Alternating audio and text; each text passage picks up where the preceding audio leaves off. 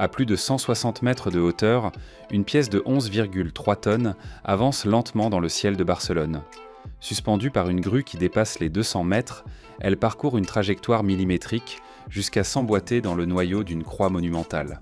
Il ne s'agit pas d'un geste symbolique isolé, mais d'une opération d'ingénierie extrême qui marque l'un des moments les plus décisifs de l'histoire de la Sagrada Familia.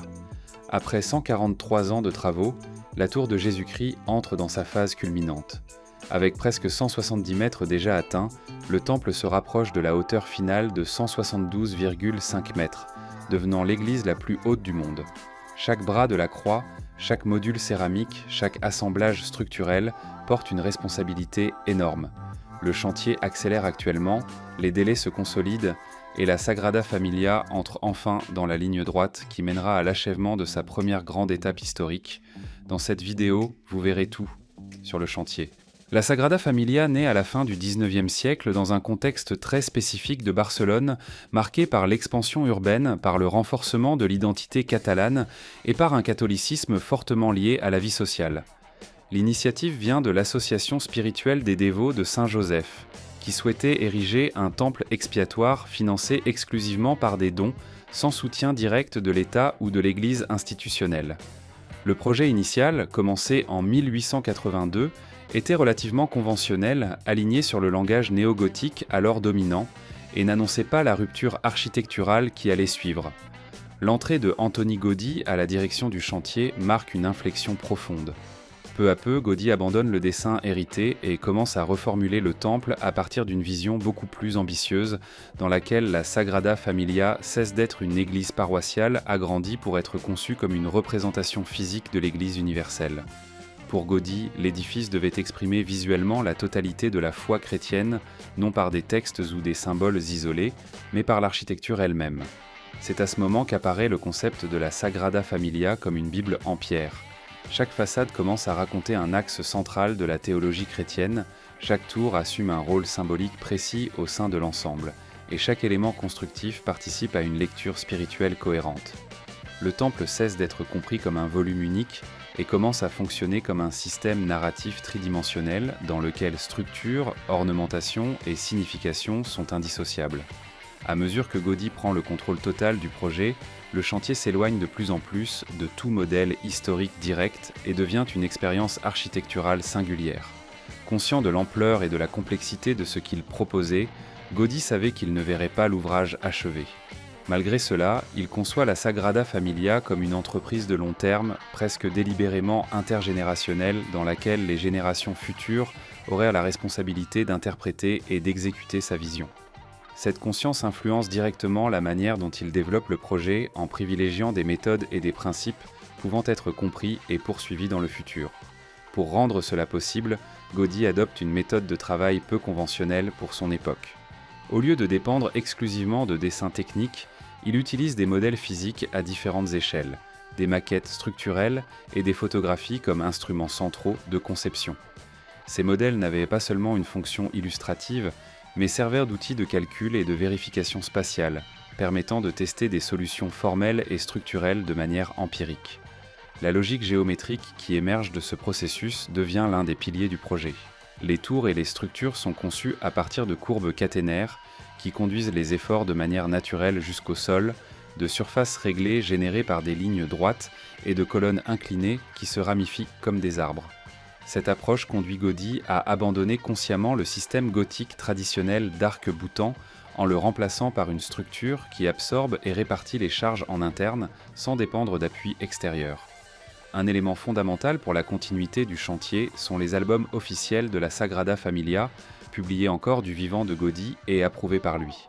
Ces documents enregistrent ce qui avait été construit et, surtout, décrivent comment le reste devait être exécuté en détaillant proportions, formes, matériaux et intentions symboliques. Aujourd'hui, ces albums sont considérés comme une source primaire obligatoire, car ils représentent le lien le plus direct entre la conception originale et le chantier contemporain. Malgré cette base conceptuelle solide, la construction de la Sagrada Familia affronte de grands obstacles tout au long du XXe siècle. La dépendance exclusive aux dons provoque de longues périodes de ralentissement, tandis que la guerre civile espagnole entraîne la destruction d'une partie des modèles et des documents originaux. À cela s'ajoute un débat intense sur la légitimité de poursuivre l'œuvre sans Gaudí, ainsi que les limitations techniques de l'époque pour exécuter des formes aussi complexes. Pendant des décennies, le chantier avance lentement, davantage comme symbole que comme site actif, consolidant la réputation de la Sagrada Familia comme une œuvre interminable. Le tournant décisif du chantier de la Sagrada Familia se produit lorsque l'ouvrage entre définitivement dans le XX et XIe siècle et commence à intégrer des technologies qui permettent d'exécuter, avec une précision inédite, des formes déjà conçues depuis le début du projet. Il ne s'agit pas d'un changement de concept, mais d'un changement de moyens. À partir de ce moment, l'ingénierie cesse d'être seulement un support de l'architecture et devient l'instrument qui rend possible avec fidélité ce qui avait été imaginé plus d'un siècle auparavant.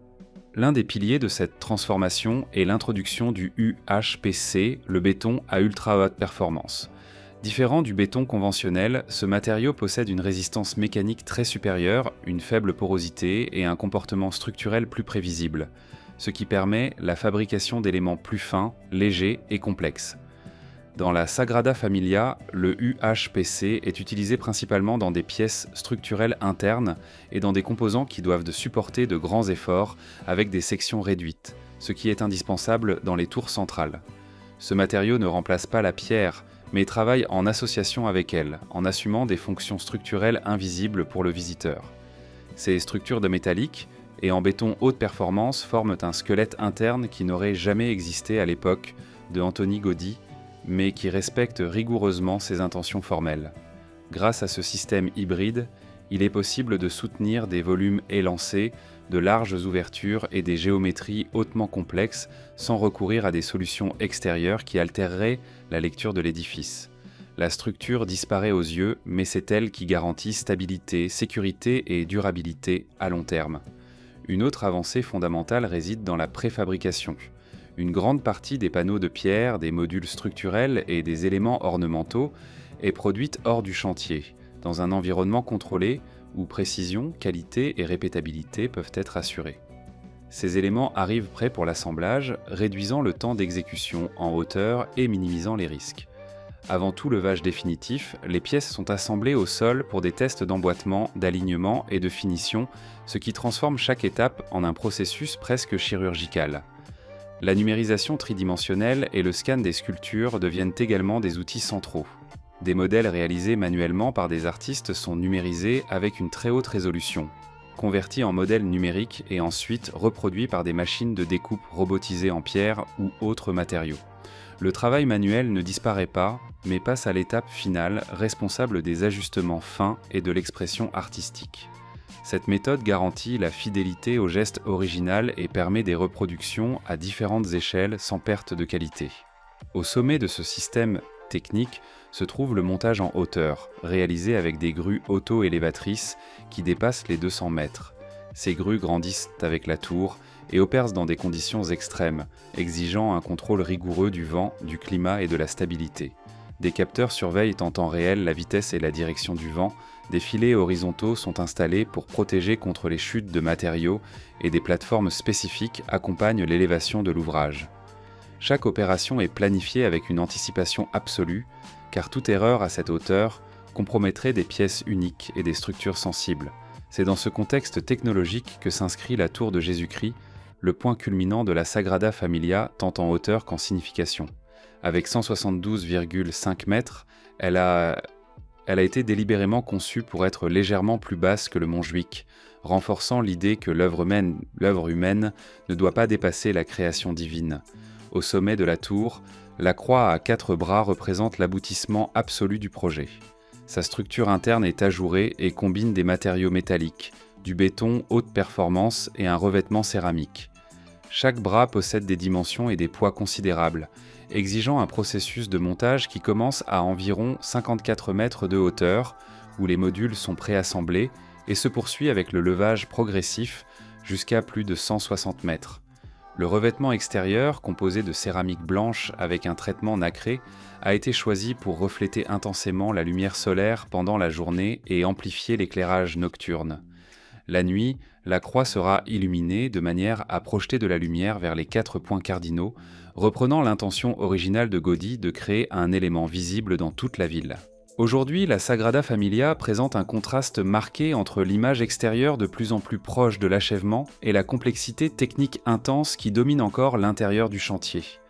Les tours centrales définissent déjà le nouveau profil urbain du temple, avec la tour de Jésus-Christ dominant l'ensemble, entourée des tours des évangélistes et de la tour de la Vierge Marie, dont l'étoile s'est déjà imposée comme un repère visuel nocturne. Du point de vue structurel, ces tours sont dans une phase avancée, avec leurs volumes principaux définis, tandis que les travaux se concentrent sur les finitions, les systèmes internes et les connexions définitives. En parallèle, la façade de la Nativité passe par un processus rigoureux de réhabilitation. Bien qu'achevée depuis des décennies, elle a souffert de la pollution et de la dégradation naturelle, exigeant une restauration minutieuse des sculptures, des mosaïques et des surfaces en pierre. Des cordistes, des restaurateurs et de petits échafaudages mobiles interviennent quotidiennement pour des opérations ponctuelles, ce qui maintient la façade historiquement la plus ancienne du temple dans des conditions compatibles avec la nouvelle échelle atteinte par la basilique. À l'intérieur, la perception change radicalement. Malgré l'apparence extérieure presque finalisée, de grandes zones restent occupées par des échafaudages, des plateformes techniques et des structures de provisoires. Cela s'explique par le fait que l'achèvement des tours exige des ajustements internes, l'installation de systèmes d'accès, d'escaliers, d'ascenseurs et d'éléments de sécurité qui ne sont pas visibles pour le public. La tour de Jésus-Christ, par exemple, demeure largement occupée par des structures temporaires nécessaires pour conclure les revêtements, les escaliers hélicoïdaux et les zones techniques. Au-delà des tours, le chantier s'étend horizontalement. Le cloître, en construction depuis la décennie passée, entre dans une phase de finition structurelle, tandis qu'au sous-sol progresse la création d'un musée et d'ateliers techniques, qui occuperont environ un îlot entier sous le niveau de la rue. Ces espaces de souterrains exigent une logistique propre, avec de grandes ouvertures pour le levage des pièces et la circulation directe des matériaux, ce qui est inhabituel dans un édifice historique en pleine zone urbaine. La préfabrication continue d'être un élément central du chantier actuel.